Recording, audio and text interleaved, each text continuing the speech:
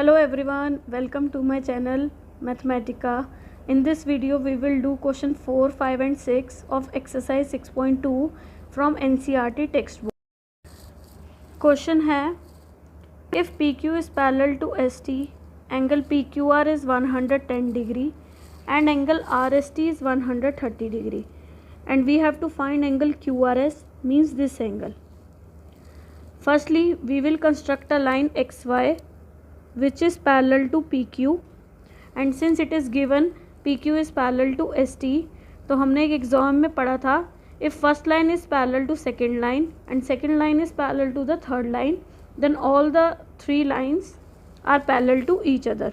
So XY is parallel to PQ and it is also parallel to ST. अब हम इनको नाम दे देते हैं angle 1, 2 and 3. Since PQ is parallel to XY, QR acts as a transversal. So हमारे पास क्या होगा, angle QRY is equal to angle PQR और QRY क्या दिख रहा है हमें, angle 2 plus angle 3 which is equal to 110 degree. Similarly, since ST is parallel to XY, SR acts as a transversal. So angle RST is equal to angle XRS. Angle RST कितना है, 130 degree. So 130 degree is equal to angle 1 plus angle 2. तो यहाँ से हमारे पास क्या आ गया, angle 1 plus angle 2 is equal to 130 degree. And these are equal because of alternate interior angles. Same, अगर आपको ऑल्टरनेट इंटीरियर एंगल्स नहीं पता सो आप ऊपर आई बटन पे क्लिक करके वो पुरानी वाली वीडियो देख सकते हैं. सो अब हमारे पास आ गया दो equation, name them 1 and 2. Since X Y is a line, so हमारे पास क्या होगा, angle 1 plus angle 2 plus angle 3 is equal to 180 degree. Clear. Put the value of angle 2 plus angle 3. So angle 1 plus 110 is equal to 180 degree. So we will get angle 1 is equal to 70 degree. Clear? Put the value of angle 1 in equation 1. In equation 2, you will get angle 1 plus angle 2 is equal to 130 degree. Means 70 degree plus angle 2 is equal to 130 degree. So angle 2 will be equal to 130 degree minus का 70 degree. So this implies angle 2 is equal to 60 degree. Clear? Question 5 है, if AB is parallel to CD, angle APQ is equal to 50 degree and angle PRD is equal to 127 degree as shown in the figure. We have to find the values of x and y. Clearly, x is equal to 50 degree. Since AB is parallel to CD and PQ act as a transversal, so 50 degree is equal to x because of alternate interior angle. And we know that alternate interior angles are equal. So x is equal to 50 degree and AB is parallel to CD, PQ is a transversal, then angle APR is equal to angle PRD because of alternate interior angle. Angle APR can be written as 50 degree plus y which is equal to 127 degree. So y will be equal to 127 degree minus का 50 degree.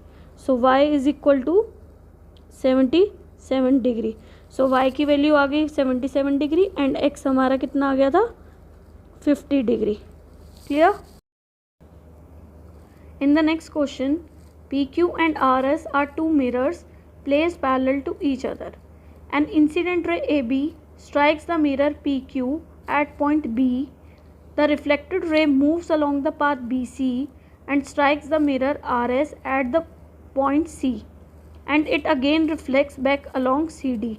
We have to prove that AB is parallel to CD. This means अगर हम ये prove कर पाएँ that angle ABC is equal to angle BCD, then we have done. So हम इसमें एक construction करते हैं that BL is perpendicular to PQ and CM is perpendicular to RS. Clear? और हमें क्योंकि दिया हुआ है कि PQ is parallel to RS, this implies BL is parallel to MC. Fine. So हम इन एंगल्स के नेम दे देते हैं 1, 2, 3 and 4. So by law of reflection we have angle 1 is equal to angle 2 and angle 3 is equal to angle 4 because of law of reflection. Clear? And since BL and MC are parallel, BM is parallel to MC, so BC is a transversal and we have angle 2 is equal to angle 3. Clear?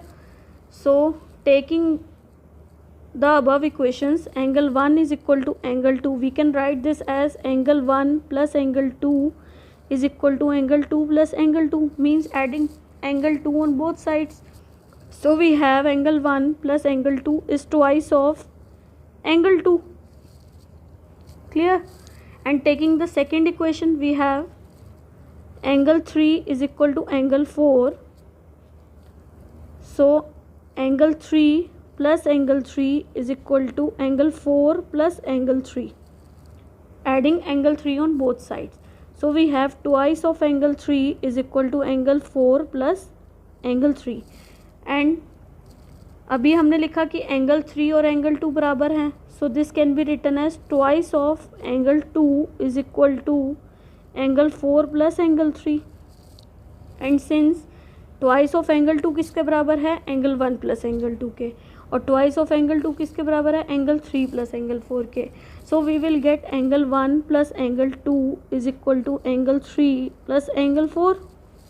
और angle 1 plus angle 2 क्या है हमारा? angle BCD, which is equal to 3 plus 4. 3 plus 4 क्या है हमारा? angle ABC. और क्योंकि ABC BCD के बराबर है, this implies AB is parallel to CD. क्योंकि हमने एक थ्योरम पढ़ी थी कि अगर ऑल्टरनेट इंटीरियर एंगल्स इक्वल होते हैं तो वो दोनों लाइंस क्या हो जाती हैं? आपस में पैरेलल हो जाती हैं. सो अगर आपको ये वीडियो अच्छा लगा हो तो प्लीज़ लाइक और सब्सक्राइब करें और ज़्यादा से ज़्यादा शेयर करें, क्योंकि ज्ञान बांटने से ही बढ़ता है.